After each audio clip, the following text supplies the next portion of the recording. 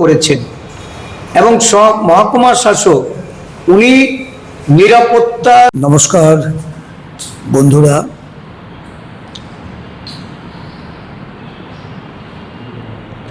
দেশের প্রধানমন্ত্রী নরেন্দ্র মোদীজি 12 বছর শাসন ব্যবস্থায় দেশটার যেমন 12টা বাজিয়েছে, আমাদের রাজ্যে বিগত 8 বছরের বিজেপি শাসনে এই রাজ্যের বর্তমান অবস্থাও তথাচিত।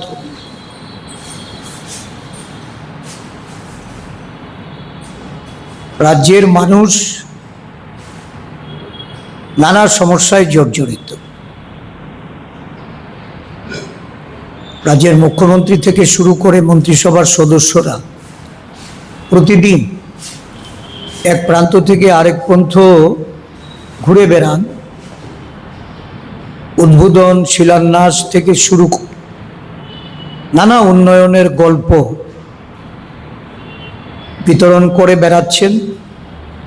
কিন্তু রাজ্যবাসীর যে মূল সমস্যা, এই সমস্যা আজকে এটা যেমন পাহাড় প্রমাণ, এবং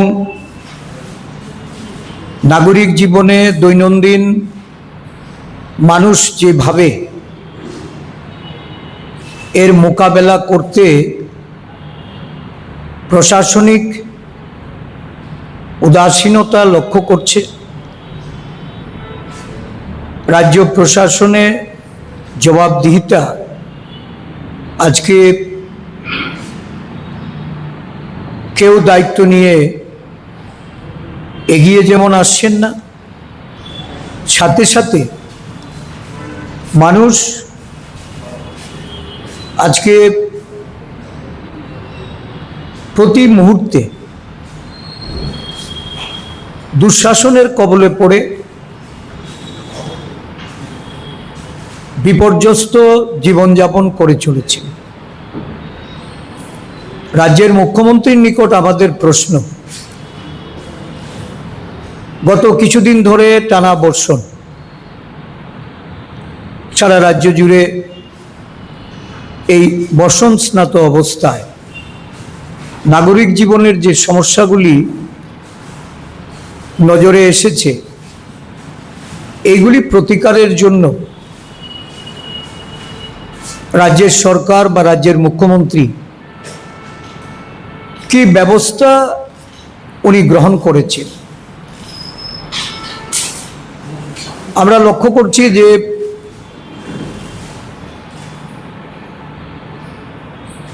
সারা দেশ জুড়ে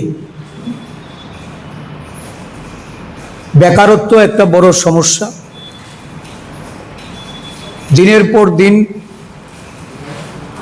বেকারের সংখ্যা যেমন বৃদ্ধি পাচ্ছে, কর্মসংস্থান হারিয়ে একটা বিরাট অংশের গ্রামীণ মানুষ আজকে তাদের জীবনযাপন করতে হচ্ছে।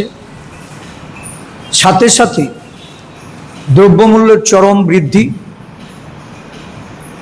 বাজারের উপর সরকারের নিয়ন্ত্রণ নেই। এই দ্রব্যমূল্য বৃদ্ধিতে আজকে রেকর্ড সংখ্যক পরিস্থিতি, এই তার যে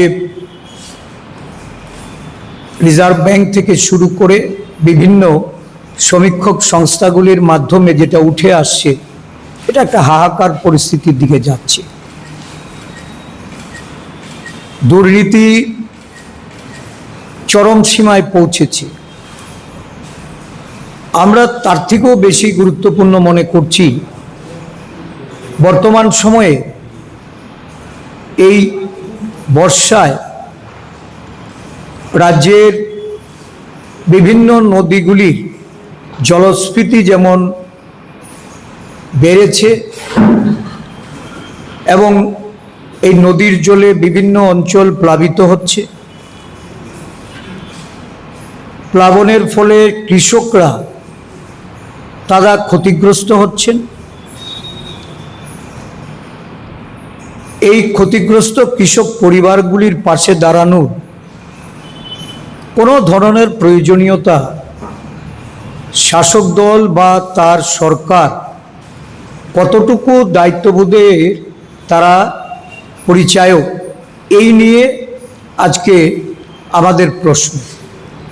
আমরা 2024 সালেও এই অগাস্ট মাসের যে বন্যা কবলিত এই রাজ্যের অঞ্চলগুলি, যারা বন্যার কারণে ক্ষতিগ্রস্ত হয়েছিলেন এবং সেই সময়ে এতটা ক্ষতি কৃষক, শ্রমিক, মেহনতি গরিব অংশের মানুষকে তাদেরকে বহন করতে হয়েছিল। আমরা জাতীয় বিপর্যয়ের কথা ঘোষণা দেওয়ার আবেদন করেছিলাম। প্রদেশ কংগ্রেসের পক্ষ থেকে প্রতিনিধি দল দিয়ে ভারত সরকারকে অবহিত করে জাতীয় বিপর্যয় ঘোষণার জন্য আমরা দাবি জানিয়েছিলাম। রাজ্য সরকার সেই উদ্যোগ নেননি বা এই বিষয়ে কোনো পদক্ষেপ না নেওয়াতে দেখা গেছে একটা বিরাট অংশের মানুষ যারা এই বন্যায় ক্ষতিগ্রস্ত হয়েও তারা না ক্ষতিপূরণ পেয়েছেন, না তাদের পুনর্বাসন হয়েছে, না তারা অর্থনৈতিকভাবে তাদের যে অবস্থা, এই অবস্থার ইচোর বিশেষ পরিবর্তন হয়েছে। 2025 সালেও এই রাজ্যে বন্যায় কবলিত হয়ে মানুষ ক্ষতিগ্রস্ত হয়েছে। সরকার সঠিকভাবে তাদের ক্ষতির নিরূপণ করে তাদেরকে যেমন কোনো রকম পদক্ষেপ নেননি। এবারেও এই 2026 সালেও আজ থেকে 3-4 মাস আগে ব্যাপক সাইক্লোনে আমরা দেখলাম একটা বিরাট অংশের কৃষক এবং রাবার চাষিরা তাদের ক্ষয়ক্ষতি, প্রায় 50,000 পরিবার যারা রাবার চাষের সঙ্গে যুক্ত ছিলেন তাদের এই ক্ষতির সম্মুখীন হতে হয়েছে। সেই ক্ষেত্রেও সরকার একচক্ষু নীতি নিয়ে তাদের ক্ষতিপূরণ প্রদান বা পুনর্বাসনের ক্ষেত্রে আমাদের শাসক দলের কিছু নেতৃত্বের তাদের মাধ্যমে যখন এই ক্ষয়ক্ষতি তাদের অর্থাগম বা তাদের অর্থ প্রদান করা হয়, সেখানেও একটা বিরাট ধরনের কৃষকরা বা রাবার চাষিরা তারা এই ক্ষতির সম্মুখীন হয়েছেন। তারা তাদের আর্থিক সহায়তা সঠিকভাবে তারা পাননি। কিন্তু বিগত কয়েকদিন আগে এই যে বন্যার জলে বিভিন্ন নদীগুলিতে জলস্ফীতি হয়েছে, তাতেও একটা বড় সংখ্যক চাষিরা ক্ষতিগ্রস্ত হয়েছে। যখন এই বন্যায় ক্ষতিগ্রস্ত কৃষক বা সাধারণ মানুষ তাদের ক্ষতিপূরণের যে প্রশ্নটা আসে, তখন দেখা যায় সেখানে দলবাজি স্বজন পোষণের জন্য শাসক দলের মানুষ সেখানে এসে হাজির হয়। এবার আমরা দেখলাম যে রাজ্যের মুখ্যমন্ত্রী ওয়ার রুমে বসে প্রাক বর্ষা, কারণ 24 সাল থেকে শিক্ষা নিয়ে তারা প্রাক বর্ষার মরশুমে কিভাবে প্রতিহত করা হবে, কিভাবে মানুষকে সহায়তা প্রদান করা হবে এবং বন্যা থেকে মানুষকে মুক্ত রাখার জন্য ত্রাণ তাদেরকে বিতরণ করার জন্য ডিজাস্টার ম্যানেজমেন্টের উপযোগিতা, তার যথাযথভাবে এটাকে ব্যবহার করার জন্য আগাম প্রস্তুতি নিয়েছিলেন। কিন্তু তারপরেও দেখা গেল যে যখন এই ধরনের পরিস্থিতির সম্মুখীন হন মানুষ, তখন না ডিজাস্টার ম্যানেজমেন্টের উপযুক্ত কোনো ভূমিকা, না সরকারের প্রশাসনের তরফ থেকে সেখানে কোনো ধরনের ব্যবস্থাপনা এটা নজরে আসে না। কংগ্রেস তো অলরেডি এই সুনামওয়াঞ্চকের ওনার শারীরিক অবস্থার খোঁজ খবর নিয়ে সরকারের প্রতি একটা আহ্বান রেখেছেন আমাদের দলের সাংগঠনিক সাধারণ সম্পাদক কেসি বেণুগোপালজি। আর স্বাভাবিকভাবে ইস্যু তো একটাই, কংগ্রেসও চাইছে যে নিট পেপার লিক থেকে শুরু করে এই যে বিভিন্ন প্রশ্নপত্র ফাঁস হচ্ছে এবং এটাকে শিক্ষাকে বাণিজ্যিকভাবে যেভাবে এই সরকার, দেশের সরকার নানাভাবে ব্যবহার করছে, তার দায়িত্ব নিয়ে শিক্ষামন্ত্রীকে, কেন্দ্রীয় শিক্ষামন্ত্রী উনি যেন পদত্যাগ করেন। ওয়াংচুক থেকে শুরু করে রাজ্যের বিরাট অংশের ছাত্রছাত্রী, যুবকদের, তাদেরও বক্তব্য একটাই যে ওনার পদত্যাগ। তো স্বাভাবিকভাবে এখানে কোনো দ্বিমত নেই। আমরা পদত্যাগের দাবিটাকে আরও বেশি জোরালো করার ক্ষেত্রে যারা এগিয়ে আসছে, যারা আন্দোলন করছে, তাদের প্রতি আমাদের পূর্ণ সমর্থন।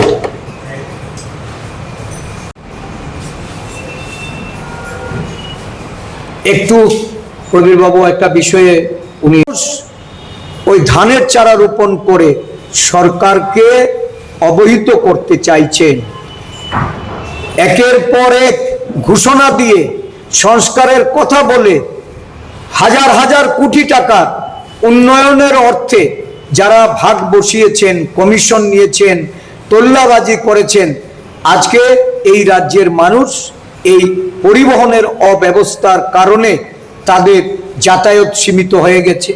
রুগী অ্যাম্বুলেন্স নিয়ে আসতে পারছেন না, সন্তান সম্ভবা মা তাদের এক স্থান থেকে আরেক স্থানে স্থানান্তরিত করা যাচ্ছে না। এহেন পরিস্থিতিতে এই রাজ্যে একটা সরকার আছে বলে মনে হয় না। একটা সরকারের অ্যাকাউন্টেবিলিটি কোথায়? শুধুমাত্র মন্দির, মসজিদ আর বিভিন্ন ধর্মীয় স্থানে গিয়ে পূজা অর্চনা করে মানুষের প্রতি মঙ্গল কামনা। আসলে এই সরকারটা তো মানুষ কাজের জন্য বসিয়েছেন। এই সরকার মানুষের হয়ে তাদের আশা আকাঙ্ক্ষা পূরণে কাজ করবেন।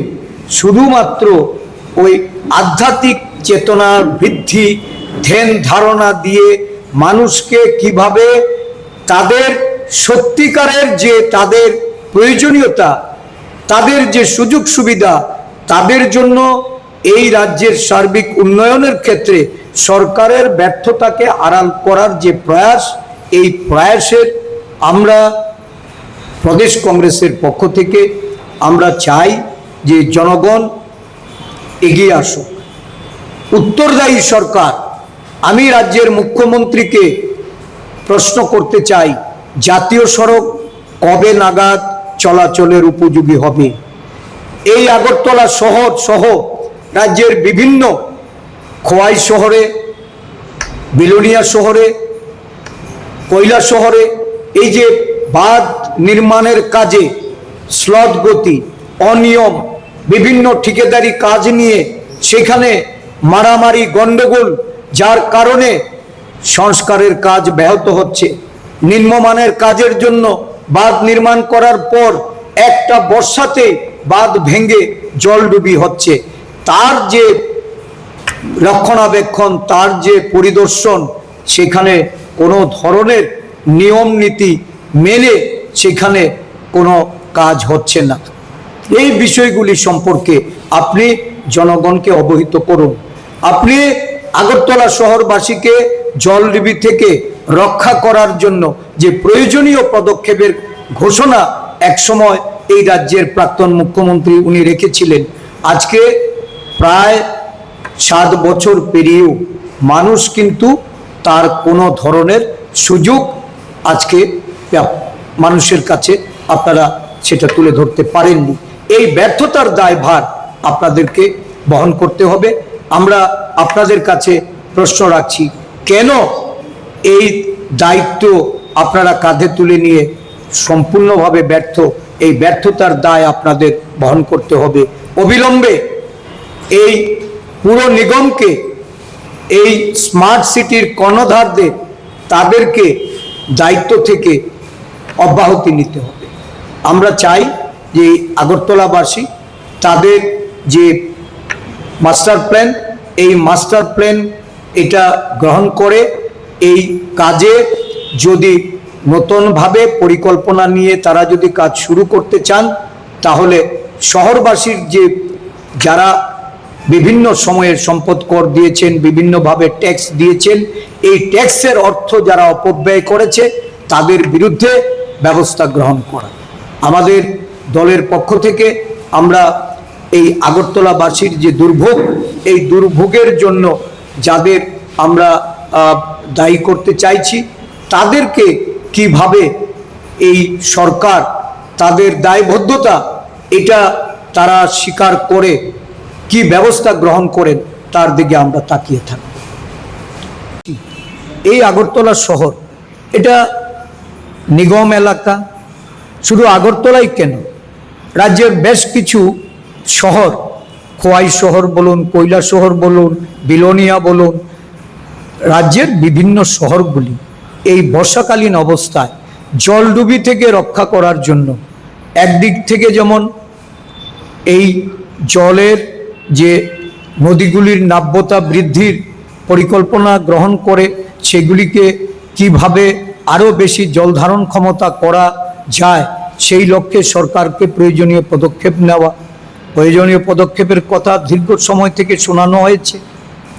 আমরা এই আগরতলা শহরের যে দুটো বেসিন, যেগুলি গুরুত্বপূর্ণ বেসিন হিসাবে এই শহরকে জলডুবি থেকে রক্ষা করার জন্য হাওড়া নদী বা কাটাখাল, এই দুটো ওয়াটার বেসিনের জন্য আমরা ম্যাক্সিমাম গুরুত্ব আরোপ করে এর জলের নাব্যতা বাড়ানোর জন্য এটা বিভিন্ন সময়ে বলে এসেছি, কথাও হয়েছে।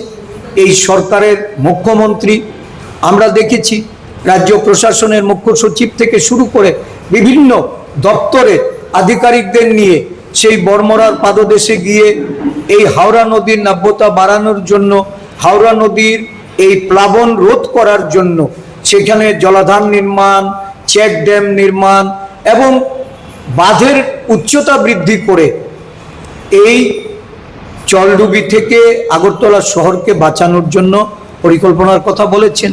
200 কোটি টাকার যে প্রজেক্ট, এই প্রজেক্টে স্যাংশনও নাকি হয়েছে। এই প্রজেক্টে যদি অর্থ এসে থাকে তাহলে হাওড়া নদীর কোনো ধরনের পদক্ষেপ তো আমরা দেখিনি যে পদক্ষেপ থেকে নদীর নাব্যতা বৃদ্ধি হয়েছে বা এই নদীর জলের বর্ষাকালে প্লাবনকে রোধ করা যেছে। আমরা দেখেছি যে কাটাখাল নিয়ে কিছুদিন আগে যখন কাজ শুরু হয়েছিল, আমাদের দলের পক্ষ থেকে সরকারকে অবহিত করেছি আমরা যে সঠিক সময়ে যদি এই কাজটা না করা হয় বর্ষাকালীন সময়ে, এতে বাঁধের কাজ করানোটা এটা বিপজ্জনক হবে। এবং দেখা গেছে এই বর্ষার সময়ে এই বাঁধের কাজ অপরিকল্পিতভাবে করার কারণে বাঁধে ভাঙার মতো উপক্রম হয়েছে। এটা যেমন হাওড়া নদীর ক্ষেত্রে, এটা কাটাখালের ক্ষেত্রে, এবং সেখানে প্রশাসনের তরফ থেকে গাড়ি চলাচল সম্পূর্ণভাবে নিষিদ্ধ করা হয়েছে। এটা কেন, আমি জানতে চাই যে কেন এটা সময় মতো এই কাজটা শুরু করা গেল না?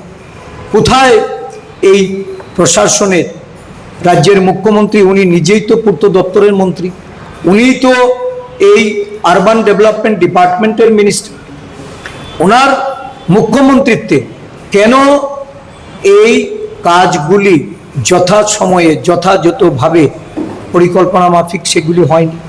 আমরা দেখেছি গতকালকে আগরতলা শহরের জলডুবি নিয়ে একটা সেমিনার হয়েছে প্রজ্ঞা ভবনে, এবং সেখানে প্রকৌশলী থেকে শুরু করে বিভিন্ন এক্সপার্টদের আমন্ত্রণ জানিয়ে আলোচনা হয়েছে।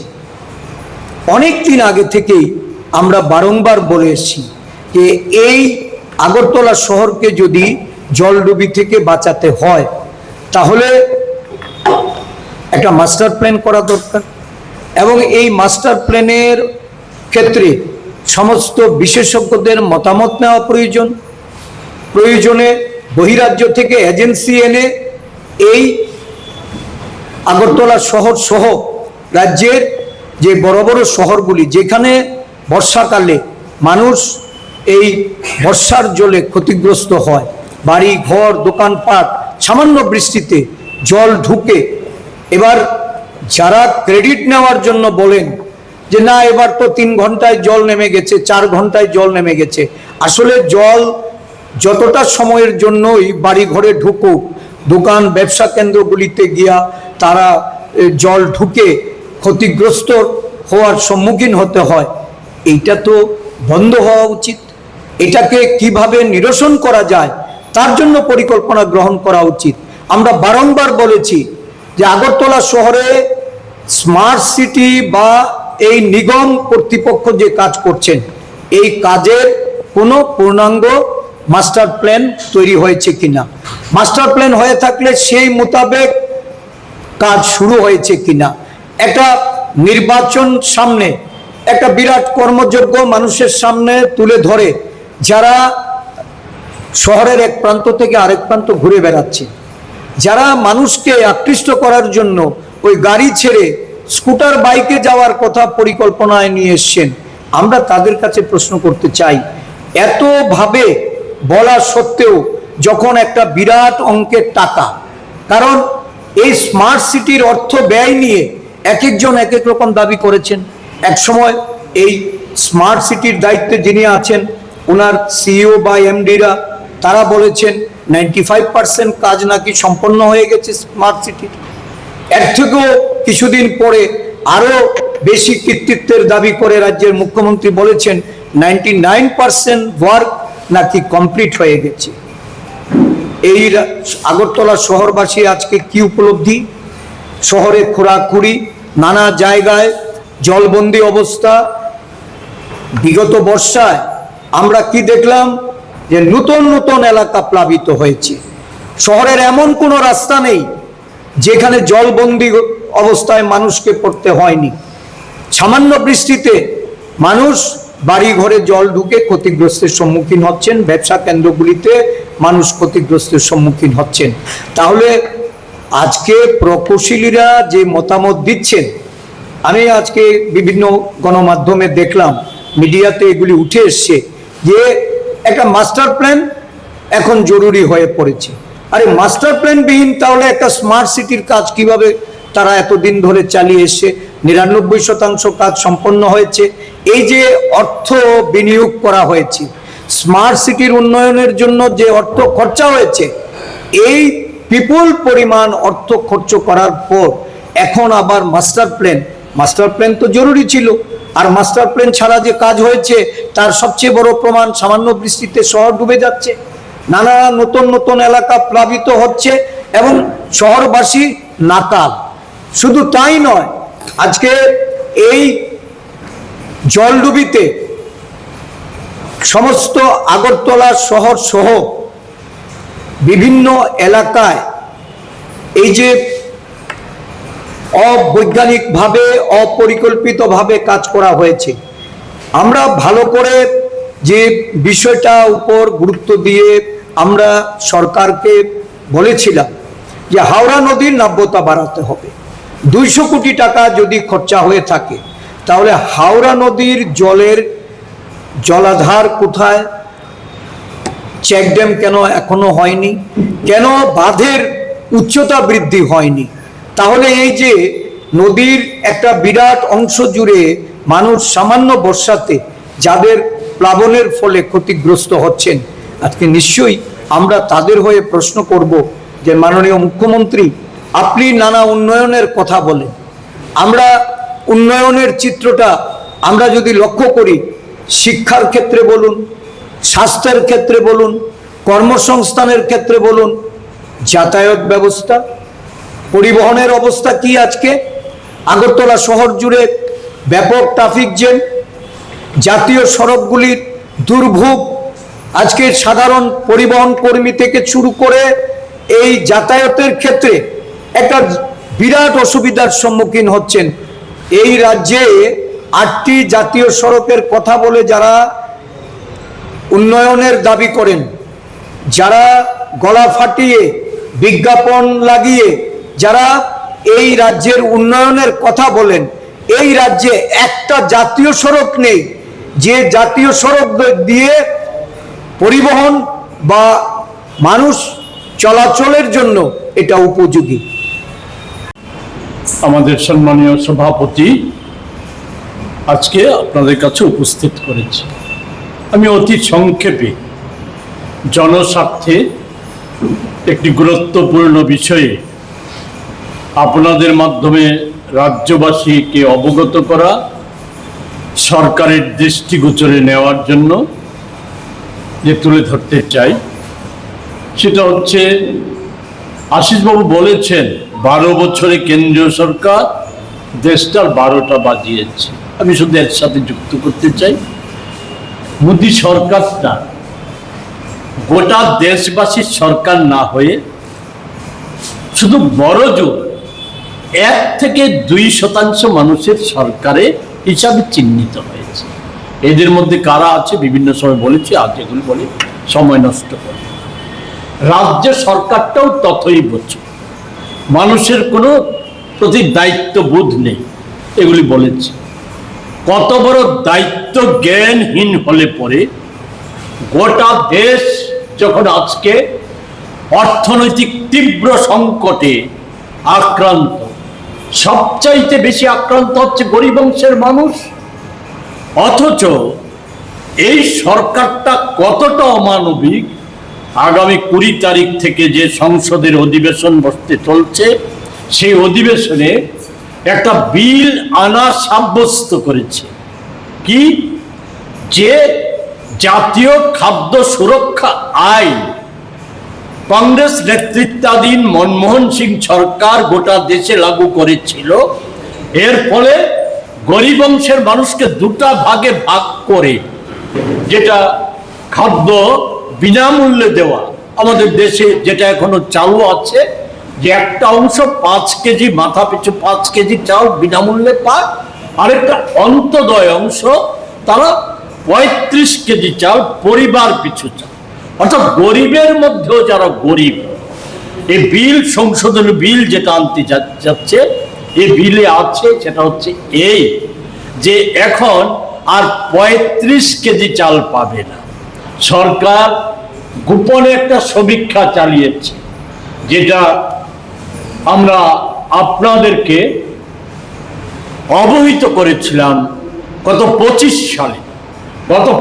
সালের 11 September the economic Times of India Delhi সংস্করণে একটা সংবাদ প্রকাশিত হয়েছিল, কি কেন্দ্রীয় সরকার গোপনে একটা, সরকারের বিভিন্ন স্তরে একটা গোপন নোট দিয়েছে দেশের সমীক্ষা চালানোর জন্য। গরিব অংশের মানুষের অবস্থাটা কি, সে সমীক্ষার রিপোর্টটা সবটা দিতে গেলে অনেকটা সময় লাগবে, শুধু আমি সংক্ষেপে বলছি। তাদের সমীক্ষায় যেটা বেরিয়ে এসেছে সেটা হচ্ছে এই যে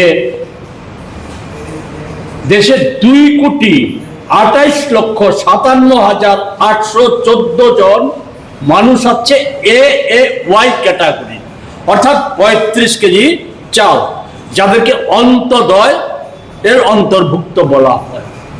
সরকার এবারকার বিলে আনছে যে না, তাদেরকে আর 35 কেজি চাল দেওয়া হবে না। এই 35 কেজি চাল দিতে গিয়ে সরকারের নাকি অতিরিক্ত ক্ষতি হচ্ছে 13,590 কোটি টাকা। তো তাদের যদি মাথা পিছু 7 কেজি করে বরাদ্দ করা হয়, তাহলে এই পরিমাণ টাকাটা সরকারের সাশ্রয় হবে। অথচ আমরা সকলেই জানি হাজার হাজার কোটি টাকা লুটে নেওয়ার সুযোগ করে দিয়েছে।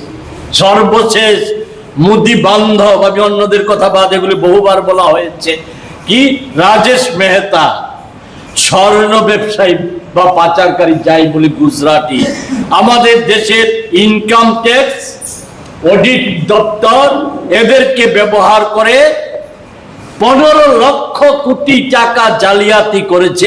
এতে কিছু তাদের যায় আসে না, গরিব মানুষকে পেটে লাথি দেওয়ার জন্য এই টাকাটা সাশ্রয়ের জন্য আজকে প্রকল্প নিচ্ছে। আমি বলছি কেন এই কথাটা, এটা সবচাইতে বেশি ক্ষতিগ্রস্ত হবে আমাদের রাজ্যের মতো রাজ্যে।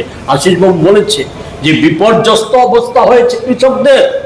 ওই 21 কোটি টাকা খরচ করে এই কিছুদিন আগে দিল্লিতে ফেস্টিভ্যাল করেছে, আনারস ফেস্টিভ্যাল, অথচ আমাদের নেরামেকে ধুকছে, সেখানে কর্মীরা কাজ হারা হয়েছে। আমাদের আনারস ক্ষুদ্র চাষিরা বাজার পাচ্ছে না বলে ফসল পচে নষ্ট হয়ে যাচ্ছে, তুলছেন, আনারস তুলছেন। এই হচ্ছে অবস্থা। সেগুলি আর বিশদে যাব না, কিন্তু যে কারণে বলছি যে আরো ভয়ঙ্কর অবস্থা নামিয়ে এনেছে রেগা, জানেন, তুলে দিয়েছে। যেটা চালু ছিল মানুষের অধিকার, সেই অধিকারের টাকা গত 8 বছরে প্রতি বছর এই সরকারের কর্তা ব্যক্তিরা লুটে নিয়েছে। আমাদের কথা নয়, ক্যাগের রিপোর্ট, সিএজি রিপোর্ট, সরকার অস্বীকার করতে পারেনি। আর এখন যে নতুন আইন, এই আইনে যদি কাজ হয়, স্বচ্ছভাবে কাজ হয়, সর্বাধিক কাজ হবে যে বাজেটে বরাদ্দ হয়েছে 40 দিনের। ফলে এই জায়গায় দাঁড়িয়ে আপনাদের কাছে মাধ্যমে যেটা আবেদন করব, একটা ভয়ঙ্কর আক্রমণ সবচাইতে বেশি গরিব মানুষের উপর, কৃষকদের উপর, শ্রমিকদের উপর, যুবকদের উপর, মহিলাদের উপর নেমে এসেছে। এর বিরুদ্ধে আজকে ঐক্যবদ্ধ প্রতিরোধ গড়ে তোলা ব্যতীত কোনো পথ নেই। সেই রাস্তায় কংগ্রেস, সেই রাস্তায় এগোচ্ছে। আপনাদের সর্বাত্মক সহযোগিতা চেয়ে আমার কথা বলা শেষ করছে। দেশের স্বাদের আনন্দ লংতরাই। লংতরাই, রান্নায় তোমাকে চাই।